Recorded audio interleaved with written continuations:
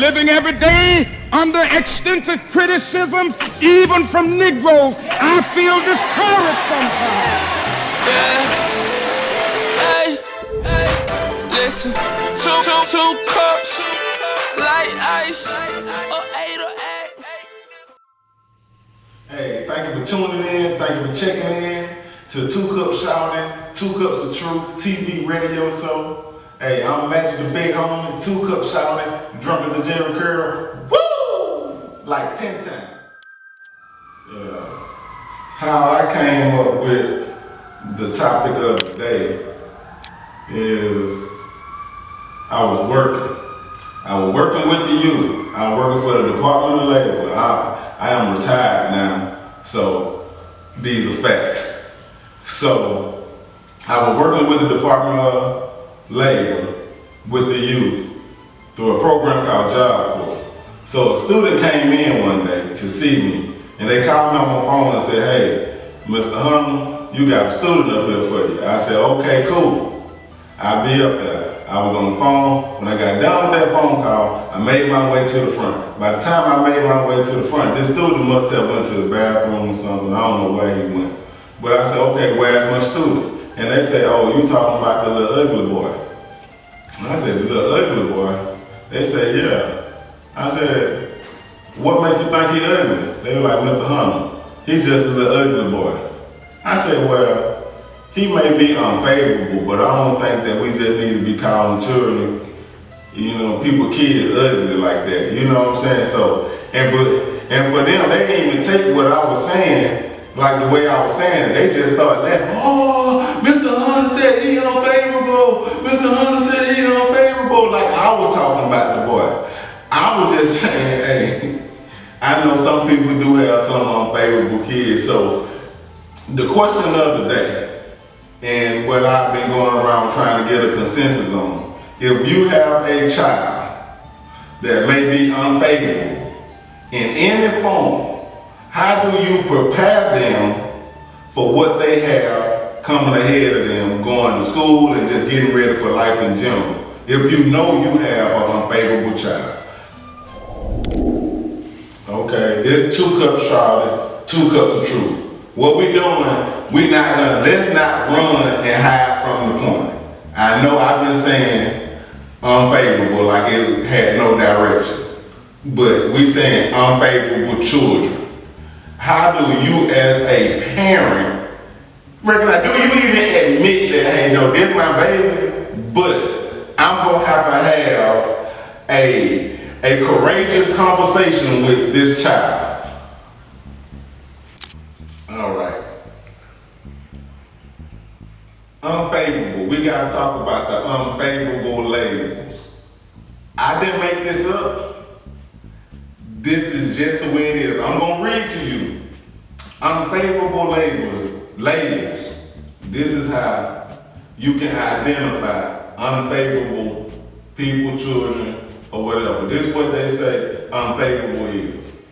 Unattractive, ill-favored, hideous, plain featured, plain looking, unloving, unproposing, unsightly, displeasing, disagreeable, horrible, frightful, awful, gruesome, grisly, unpleasant, foul, nasty, grim, vile, shocking, disgusting, revolting, repellent.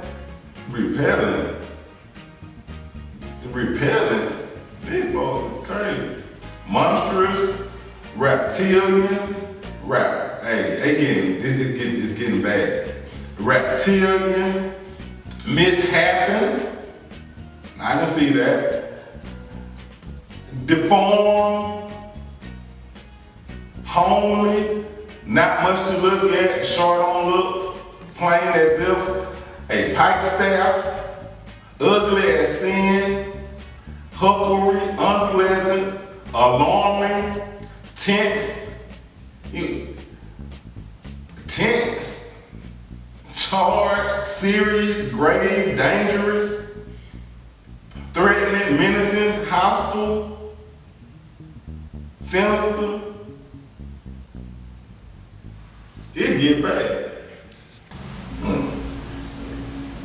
In my search for truth in this quest of unfavorable, I stopped by to holler at sweet baby Keita, a mother of, I don't know, a few.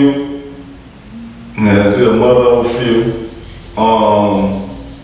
Comedian Sweet Baby Keita, I got her view on it. So let's go to Sweet Baby Keita. Okay, I think that parents really do not get their kids prepared to be out here in the world, because I mean, if you're telling your kid that they're not favorable in looks, parents don't do that. They don't tell their kids they ugly. They think these kids are cute. I mean, somebody gotta tell the parents that the kid's ugly. Stop liking people's pictures on Facebook. Stop saying, oh, and all that. No, tell the truth. I don't even comment when the child ain't cute. Because if I say the stuff I really want to say, their parents will be mad. What you need to be prepared for as a child is being dark-skinned in school. Because all them light-skinned heifers with long hair is who these little boys want. And the videos, all that stuff. I was dark-skinned in school, and I promise you, I was everybody's best friend. Now I'm thick and chocolate and grown. I can get somebody, but in the beginning, you got to tell your kids stay dark-skinned. Tell them they skin color matter. Talk to them about that. The ranges of skin color. Hey, Keita was speaking on being dark skinned, and I know my dad was black as fuck. So, and I never knew if my dad was unfavorable or not. I know my mama didn't like him, so. You know beauty. If you done seen beauty and you can identify with beauty, you know beauty. There's no logical way that you cannot know what's on the other side of beauty if you can identify beauty. You can't tell me you know what beauty is, but you don't know what the opposite of that is. Like, you don't know what the opposite of white is. Like, you know, like it's two sides, you know what I'm saying? You know, it's a good side, it's a bad side. It's a heads, it's a tails. It just so happened when I went by to shoot Sweet Baby Keita, weight ball was there. So I got weight ball, I got weight ball the way in. Right. I think you should always try to prepare your kids. I mean, first off, this from a nigga ain't got no kids, but I know for me, as a child, I always grew up as a big boy. It wasn't nothing like my mama was like, nah, nigga, you know you fat, so you better be smart as hell. But I was smart as hell. I kind of just learned that on my own. But I know Halle Berry in that one movie, what was that, Monster Ball? She told that boy, she like, you can't be black and fat. And I was like, damn, that shit was tough on the little nigga. But yeah, I mean, if your kids is rough around the edges and look a little tough in the face, it's hard to tell them, because then they'll be discouraged from the rest of their life. And sometimes an ugly motherfucker with confidence still make it. So I think if you give your kids confidence and give them what they need, that's the main thing. Every kid needs something different. So words from a nigga with no kids, if it matter. Growing up as an unfavorable child gives you the need to be complimented as an adult. Like, you almost can tell who went from ugly duckling to the swan.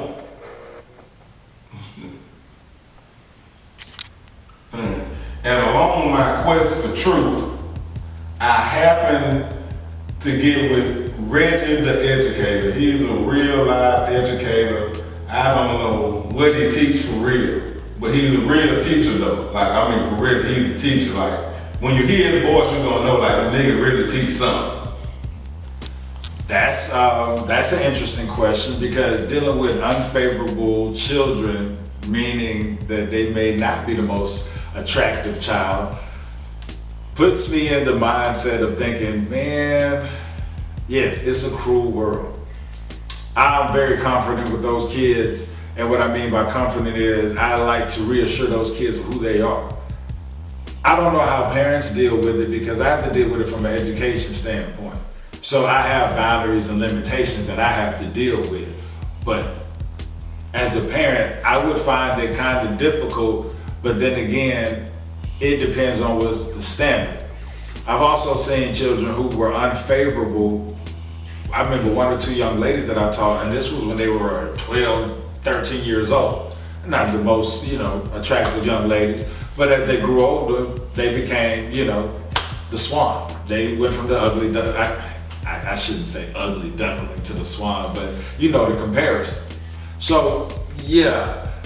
And for the kids who have issues with dealing with that, I tell them, be witty. I'm telling you, find things out about yourself that you can deal with, and also accept those things. Like I used to tell my students, before they could ever try to crack a joke on me, I already know what's wrong with me, so you can't say it. They're like, oh, Mr. Williams, a teeth crooked. I said, I already do that before you do it. And then I make a joke about it that's even funnier than what you said. It's kind of like that Steve Martin movie, I believe, that's Roxanne. If you ever saw that before, he had the long nose and he had all the nose jokes that you could think of before somebody could say it. So I told him, you have to be witty, you have to be able to make comebacks, and also don't put some of these other people on the pedestal. Put yourself there, even if you know or compare to somebody else, you don't feel like you're the most attractive. I mean, I felt like that before. So I can relate to kids that way, but it's funny watching them deal with it on their own because, I see a lot of stuff that parents don't see. So when you send your kid to school for 8 hours under these unfavorable conditions, you don't know what they done dealt with. And especially if you don't teach a kid to actually have some thicker skin and to deal with some of these things, they're gonna go through a lot. So it's a tough thing to do, but you're gonna have to be confident, you gotta be loved, you have to be unconditional, and also you have to be real with your child. Yeah, man, appreciate y'all checking in, man. That's it for this particular episode of 2 Cups Shout, 2 Cups of Truth. Man, stay tuned in. These are the type of things that we talk about. I know it be some tough issues, but we all deal with them. We have friends of friends of friends that have unfavorable children. Like, we got third cousins that's unfavorable. And we have some people, I had a conversation, I know we on our way out. And I promise I'm gonna let y'all go. But at what age do you stop being unfavorable? It should be an end, right? Like once you get to be over 80 years old, there's no way you can be favorable. So it's in some cases, that's just my opinion. But maybe we need to have something going on. Maybe we need to talk about what's favorable and what's ugly. See y'all next time.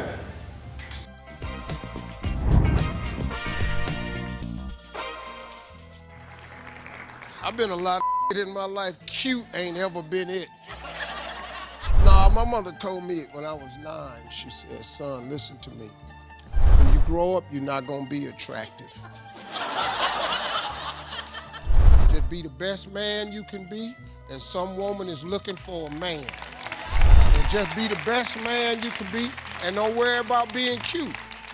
And I accepted that, and it's helped me in my life. Just gotta admit, you ain't good looking, that's all right. Most men ain't.